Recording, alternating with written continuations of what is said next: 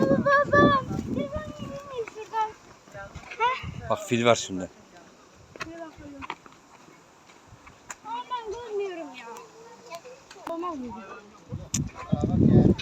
Filler burada. Ama fil mavi olmaz değil mi? Fil mavi değil pardon. Mavi olmaz değil. Gerçekten mavi değil. Gerçekte de mavi de var. Mavi de var gerçekten.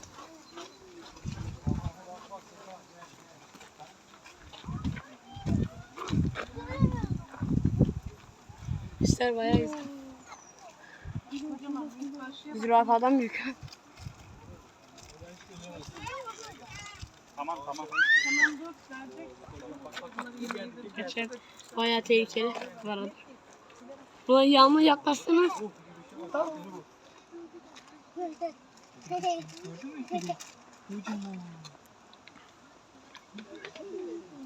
Korkut filleri korkut. Bir daha korkut. Tamam. Korktu kaçıyorlar. Kaçtılar senden korktular. Hadi gidelim. Zaten çok güzel söylüyor.